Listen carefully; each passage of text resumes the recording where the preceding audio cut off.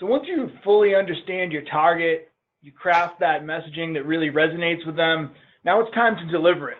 And I think many of us agree that email marketing is the best or one of the best ways to do this, but there are definitely some important things you want to take into account before you just go spraying emails all over the place. You want to make sure that you have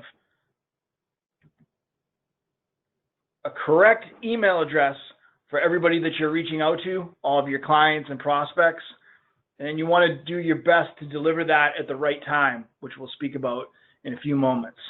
So just in terms of finding the right person, as I said, email is a really effective channel for delivering your messaging. And here's just a quick look at why you need a clean or a good, as we'll say later, email address for every lead you collect, every one of those targets that Geoff was talking about, who you've analyzed their behavior and your demographics, you've crafted the messaging for them. Yeah, you need a valid email address to deliver this messaging. And you need one for everybody in your database. I think it goes without saying that most leads aren't ready to buy right away, that they need to be walked through their customer journey. They need to be educated. They need to learn why they can't live without you and your offering. And again, email is the way to make that happen, to link together that education piece. People hate to be called by salespeople. I know I do. I have my phone on mute most of the day, and I know the salespeople here love warm leads, but they hate calling people who are unresponsive. So again, just another reason why email is a great channel for this communication, and you can't really do that unless you have a valid email address for everybody in your database.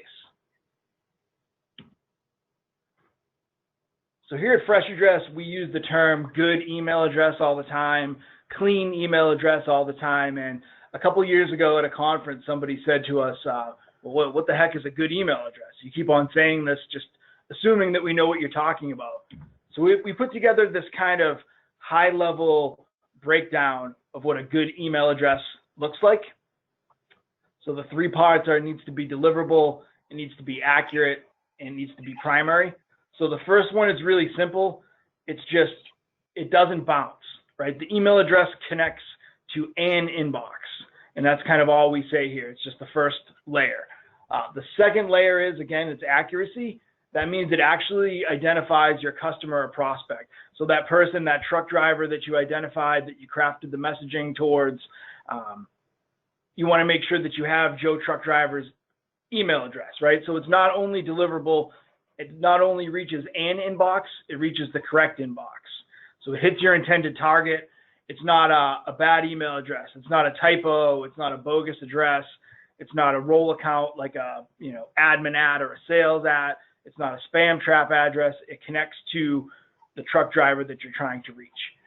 The third level is it needs to be you want it to be their primary account. So it's not a junk email account. It's the one that this person checks. It's their current preferred address. So you want your people to trust you enough to give them their preferred email address, the one that they're looking at on their phone every 20 minutes or every 30 seconds, like some people I know. It's not their assistant's email address. It's the one that they're checking. It's the place that you want to go with your offers, with your discounts, with any of your messaging. And one statistic that we found recently is that, obviously it's the best way to make sure your message gets read. We've seen statistics that folks are like 14 or so times more likely to open an email on their primary account versus their second or third or any other email account. So this is just a quick high-level rundown of a good email address. And on the flip side, if we're going to talk about good email addresses, we need to talk about what a bad address looks like. And we broadly break these down into two categories. The first is the undeliverable and invalid email addresses. And, we're talking about bounces here. These don't make the cut at step one on the slide before. They don't hit an inbox. They're useless. Your ESP is going to filter some of these out. They create a whole host of problems that we'll talk about in a moment. But the second box is even more worrisome. This is what here at FreshAddress we refer to as deliverable but problematic. So you have the bogus addresses people are signing up for, like I mentioned a moment ago, the role-based addresses, so the sales at, marketing at, info at, email addresses that don't correspond to your intended target. They might be on a distribution list, but they're also getting delivered to multiple other folks within their organization who didn't ask for your email communication. It's not going to resonate with them. They're probably going to report you as spam, going to create a whole bunch of problems. You have frequent spam complainers. Again, someone who might sign up for a list, but they have a proven history of reporting things to spam. You don't really want to mess around with that. We have spam trap addresses, which we'll talk about further in a little while.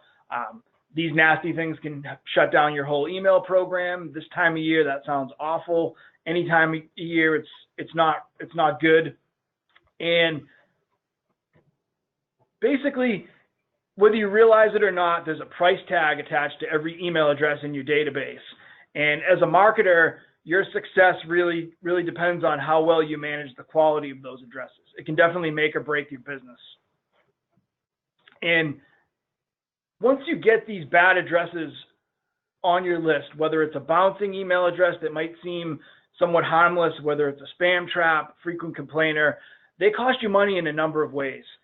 They're going to mess up your campaign metrics for sure. That's going to make it harder for you to reach the inbox. So some of those non-bouncing emails are going to run into trouble with your ESP. It's just going to bring down your deliverability metrics. You're going to waste money deploying to these bad addresses. Folks who are inactive, the bouncing email addresses, you're spending, whether it's a penny or a fraction of a penny or whatever it is, emailing to folks that are never going to get your message. It's just a waste of money. They can get you in trouble with your customers. Again, like I said, if you send to the wrong one, like a spam trap, they're going to grind your program to a screeching halt. You could get blocked, blacklisted. It could take months to rebound from that. It's just nobody wants that. And I'm going to talk now about a couple ways you can increase your odds of delivering the right message to the right person and circumventing some of those negative circumstances. And the first one is just to not take shortcuts. And here's just a quick look at what not to do. The first one seems really simple, but marketers get it wrong all the time. It's just don't cut corners. Don't buy lists. Don't harvest email addresses. Don't go online or send your assistant to find and keystroke addresses from someone's contact us page. It's not a good idea. And why it's not a good idea? These people never signed up for your list. You have no permission to email them. Quite simply, they don't want to hear from you. It could also break some laws. It could get you in trouble with your ESP. Your file will definitely contain spam traps if you keep it up to a certain extent. And again, nothing good comes from it. Your campaign performance is going to suffer. People are going to get angry. They're definitely going to report you as spam. You could be exposed to lawsuits, like I said. It's just nothing good comes of it. And if you're doing this for marketing, from a marketing standpoint, it's never going to end well. We see folks come to us all the time for list cleaning and help getting out of trouble that they got in because they were doing some of the stuff that they shouldn't have. Another way to make sure that you're delivering the right message to the right person is to prevent typos. And if you don't prevent typos from entering your database, you're essentially starting off your email relationship at a dead end. So we talked about walking people through their customer journey. And if you're relying on email to do that, someone puts in a typo either at the point of sale in your store, on your website, in your call center, you're unable to progress that journey any farther. And as you can see from the graphic here, there's a lot of room for error when it comes to email collection. We've seen a whole wide range of clients have different percentages in these areas, but there's significant room for failure. There's a lot of room for human error here. And one thing that you really want to do is you want to make sure that you screen everything. And a real simple way is to prevent typos from entering your system, to prevent you from wasting those creative dollars, those dollars on deployment, is to button up your keystroking process. Right, so there's a number of ways that you can do this to kind of dull down or fix some of those big percentages we saw on the past slide. If you're having your phone reps collect email addresses, customer service reps, you can train them to verbally confirm the email address that the person on the phone is giving them. You can move away from Joe's VIP list, the paper list here, to an electronic version that's easier to use, easier to read. If you're talking web forms, you can optimize them, again, to make those easy to read. We did some research a couple years back on the average length of an email address. It's longer than you think, and you want to make sure that you build the form that can accommodate those 15, 20 character, 25, 30 character email addresses. And these are some things you can do on the front end to make sure that you're not getting junk into your database on the back end. And again, like I said, it's not just the fact that Joe the trucker signed up for your email address, your email list, you're not able to deliver him his promotion for cables and other things that are going to make his life easier. It's possible that that typo is also a spam trap address. So not only are you not reaching your contact, then you're entering in the realm of all kinds of other probably worse problems with your ESP and your sending infrastructure. One other tip is to use a vendor, to use some services out there. If you're collecting a high volume of email addresses at any one of those 3 collection points, there are vendors like FreshAddress that can help you. We have a real-time API that can be used in store, on your website, to reduce and kind of detect and correct typos at the point of entry. So this is an example from Hyundai. They've got the little powered by FreshAddress logo in the corner of their form, and essentially someone signs up, the system doesn't like it, it looks like a typo, they give them a suggested correction, and then nothing but a clean deliverable email address that corresponds to that target enters into their database. So it gives the user the opportunity to make a correction, and it ensures that the auto manufacturer is now able to send an email to this person who filled out a form and wants more information. So now we're going to take a real quick look at a case study of one of our clients who used this real-time API to master email collection. We've done quite a bit of work with them. We presented at a conference last year that touched on the same case study. So Shoe Carnival, I'm not sure if you guys are familiar with them or not. They have about 400 stores throughout the United States. They do about $1 billion in sales plus each year. A very big family footwear retailer. So they were running into some of the same problems we outlined previously. Their main problem was that their welcome email series wasn't getting delivered as much as they would have liked. They had this 13% bounce rate on welcome emails that came from POS signups, 5% bounce rate from their website, and it was creating a bunch of problems for them. It was resulting in the deliverability issues that we touched on before. Like I mentioned previously, they were wasting money sending to these dead, inactive contacts. And then it always provides a hit to customer satisfaction, right? Vendors, retailers especially, have a promise to uphold to their customers. If someone signs up for loyalty rewards or discounts or offers, or they want their receipts, they kind of have a bond to deliver that stuff. And they're not making good on that bond if they're not collecting a clean email address and they're not able to deliver it. And when especially retail customers don't get those discounts, the rewards dollars, all that stuff, they get angry. They complain, maybe they leave for another vendor and they never come back. It's just, it's never good. So the solution to this problem for Shoe Carnival was to use, again, our real-time email validation service. It's a 3-step process that somewhat corresponds to those 3 levels that we talked about before. We check to make sure the email is deliverable. We make sure that it's not a typo address. We correct any typos, formatting errors, misspellings, and then we go on to that protect level that make sure it's none of that nasty stuff, that problematic stuff we talked about before. No spam traps addresses are getting into their database. None of that other undesirable stuff is ever making it into their file again. And this is just kind of a quick walkthrough of what that looks like at point of sale. I think it's pretty common sense, but the customer comes in, they enter an email address in the store, joe@gmail.com. There might be something fishy about that. Steps through the validation process in milliseconds. We check it. We offer a correction. Make sure that it exists. Make sure that it accepts messages. And then we make sure, again, it's not toxic. It's not a spam trap. Make the automatic correction. Then the retailer gets Joe's email address in their system, he gets his rewards dollars, his welcome series, anything else that he's expecting from the retailer.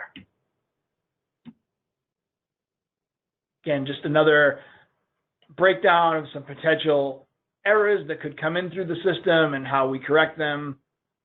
Again, just making sure it exists, making sure it will accept messages, it's corresponding to the right person, and it's not something like a toxic email address, spam trap, honeypot that's going to really cause severe problems.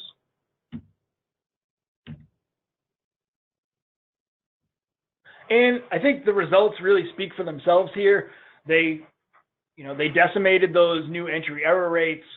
We provided 40,000 suggested corrections. So that's 40,000 customers they otherwise wouldn't have been able to reach with the information that they had promised. We caught over 30,000 confirmed spam traps. Again, any one of those could have created a whole bunch of problems. So 30,000 is impressive. Again, now every email that they collect at their store and their website is 100% accurate and 100% guaranteed deliverable. That's one thing to be mindful of. A lot of folks out there, vendors, aren't going to make that guarantee that we do. And maybe the most important thing here, their welcome campaign now with the validation in place generates almost 170% more revenue. So some big time results from implementing that on the front end. And so we've talked about constructing the right messaging that resonates with your folks that you're trying to reach. We talked about how to reach them, reach the right person with the right messaging. So, you've perfected your messaging, you can deliver it to the right person at the right email address, and now you want to send it at the right time. So we'll get into some tips for how to get this right. So we get asked all the time, how often should I email my subscribers? What time should I email my subscribers? What's the best time? And it definitely all depends. Every contact on your list is an individual. You can definitely segment them into manageable bundles if that's what you want to do, but you just got to make sure that you're looking at them as unique in a lot of areas, especially as it pertains to customer data. So what I'm really trying to say here is that, timing is important. Timing might not be everything, because if your message isn't relevant and it doesn't resonate, there's never a good time for it. So like Geoff mentioned before, you really need to dig in and create messaging that evokes an emotional response with your target. And then you can start looking at the data you have at your disposal to figure out when to send it, or what the right cadence is, what the right frequency is. So as I mentioned, you want to leverage all the data at your disposal to make an educated decision on when to send, how frequently to send. Data definitely goes beyond just the email address. There's a whole variety of information that you can leverage here, depending on what you have access to. You have demographic information, you have purchase history, you do have the email data to see when people are opening and clicking most often. You can look at social media data, anything else in your CRM database. If you know somebody's, a school teacher, maybe not to message them during the day. Different data you have at your disposal can help you craft your messaging and deliver it at the right time. And then once you've got your data in place, you want to analyze it, you want to segment your database appropriately, and then you want to continue to test and refine your cadence and your timing. And one thing that we suggest, one thing we've written about a little bit when it comes to frequency and timing is the RFM model. It can really help put your customer data to work for you, and it's a helpful way to segment your database based on activity. And what this will do by looking at these three metrics, it'll help you kind of define and segment customers who are more engaged with your company, with your brand or email, and then from there you can select different frequencies and times to message those bundles. And so we have a little audit that we put together. We wrote a good blog post about this a while back on an audit to find the right time, the right frequency, the right cadence. And it's a really good thing to step through before you go making any major changes to your frequency and timing, before you move from a general broadcast or just change from whatever you're doing at the time. You really don't want to make a move until you can answer these questions. So you want to look at your goals for your email program, and everything that you do should align with them. Pretty simple, straightforward. You want to look at your customer buyer cycles. The longer the buying cycle, the longer the interval between messages, for sure. You want to look at any kind of content that you can offer them. You can deliver some educational content instead of just pounding them with buy now messages. People start to go tone deaf after a certain point with that. You want to look at what an email relationship is worth. We've been doing a tremendous amount of work here with our customers to try to gauge ROI on projects, but to try to figure out what the lifetime value of an email address is worth, what the value of a customer email address is worth, a prospect email address is worth. And if you're getting timing wrong, or you're hammering people too often and they're dropping off your email list, if we have some companies we work with who a customer email address is worth hundreds of dollars, you just want to make sure you're not shooting yourself in the foot.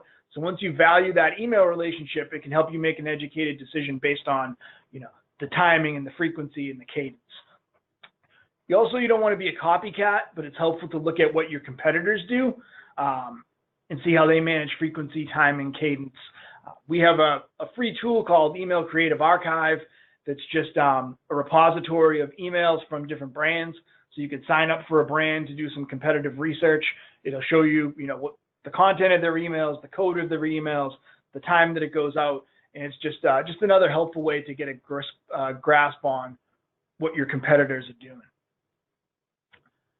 And that's it for me in terms of finding the right person at the right time. Okay, so in summary, there's 4 specific actions that we discussed. Humans respond to emotion.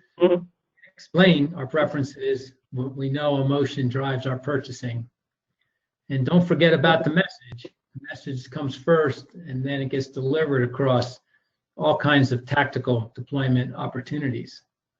If there's any questions that you think of after the webinar, feel free to contact me, and I can maybe look at a particular messaging challenge you may have. I'd be happy to take the time to do that. Don't take shortcuts.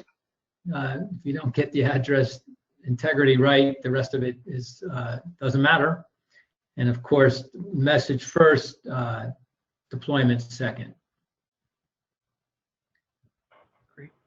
Thanks, Geoff. Yeah, and in terms of some of the levers to pull, as we said before, you want to really understand the ins and outs of your target, what makes them tick, and you want to craft messaging that resonates with them.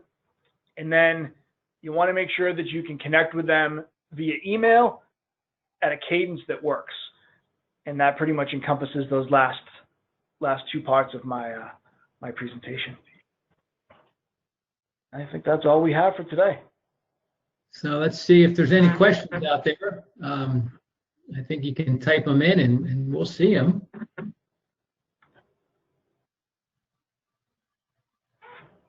Yeah, we definitely have a few minutes for questions.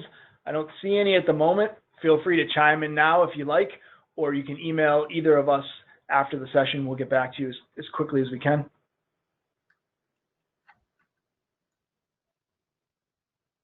All right. Doesn't look like we have any questions, Geoff. Yeah, we must be angels from heaven. I guess you were right. That'll be the end of my chapter as an angel for sure.